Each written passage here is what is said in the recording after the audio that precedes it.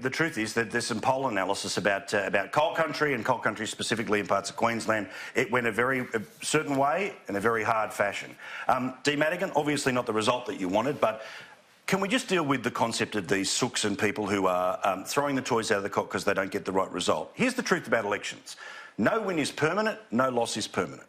No. Right? And, yeah, this whole Queenslanders have let Australia down thing is so frustrating. Queenslanders have elected Labor governments, but you have to make a case. There was clearly not a case made. But also, there's also this counterintuitive thing. So many electorates that produced big results in coal country last night, 18 months ago, said yes to same-sex marriage, voted Labor at a state election.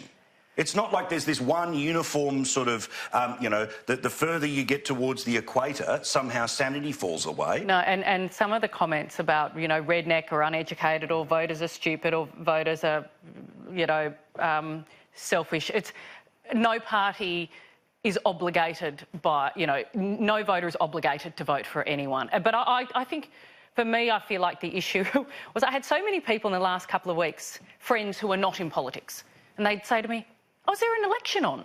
And it was just like, oh my God, like I feel like this was an entirely disengaged bunch of voters. Hard to have a revolution if they won't leave the house. And they got to the voting booth and there was no mood for change because they didn't actually know really what was, there were certainly cohorts of voters who did, and I would say the over 65s definitely. But I think a vast majority of them, the case for change wasn't made well enough to get them to change, and people don't particularly like to change. Yeah. They don't. Well, yeah, correct. Adam, there was some hope in the Northern Territory, but obviously the vote looks like it's going to stay with the Labor Party right now.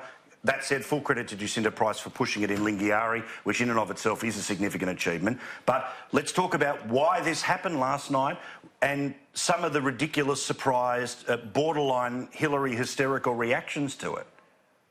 How good is that meme that's going around, Billary? Bill Shorten and Hillary Clinton, I think that is one of the best things I've seen. If you get up on the screen, get it up there, Billary, with Donald Trump having a bit of a laugh. I think what Dee said is completely incorrect. Every election, there's a bunch of undecided voters. Every Sunday night for the last 6 weeks during the campaign, we've spoken about the undecided voters. There were somewhere between 25% and 32% of undecided voters when you have a look at those people that rent. Yes, the electorate's always disengaged when it comes to politics, and around election time, this election's no different than any other. And in fact, I think if you engaged, or if Labor engaged, that 32% of undecided people who are renters and told them that their negative gearing and capital gains tax policy was going to put rents up, the kick in the backside to Bill Shorten and Labor would have been even bigger. But the commentary, putting that celebrity stuff aside and those people who are throwing the toys out of the cot, the Labor people, the elected members who are saying, this is all UAP, United Australia Party, or it's all Pauline Hanson. I mean, that is utter garbage and nonsense. At the end of the day, they want the Greens vote. They want the Greens vote to flow to Labor, and it generally does in the main. And then when the UAP or the Katter vote or the One Nation flows to the Coalition or the LNP or whoever it may be, they want to spit the dummy about that. If you don't like the preference flow system, set a change of agenda and have first past the post, and I think you'll find that the Coalition would win a lot more seats than what they won last night. It was first past the post.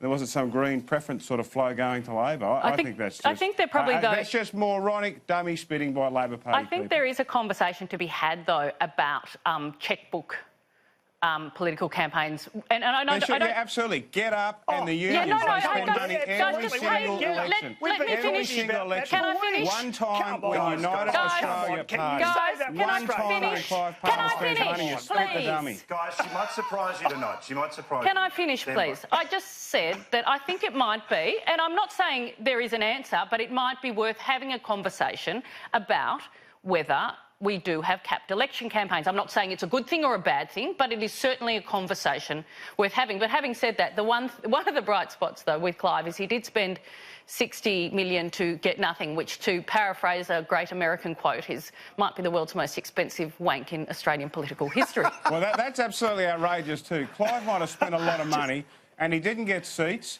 But let me give you my assessment of Clive. Yes, he's seen as kooky and out there, but he is a bloke who put a vision for Australia out on all those billboards, all those ads. And while people didn't accept it at the ballot box, I think you'll find that he had probably the largest vision of anyone during the campaign. Bill Shorten wanted to tax a lot of people, but he wasn't going to change the country and its agenda. Scott Morrison wanted to keep more of the same, but the vision and the broadness wasn't out there. He put a big vision out there, and I think people are forgetting that. And what he actually did was work with Scott Morrison and save Australia and save the culture of Australians and stop this leftist madness that people in the inner city latte sipping areas want to move us to.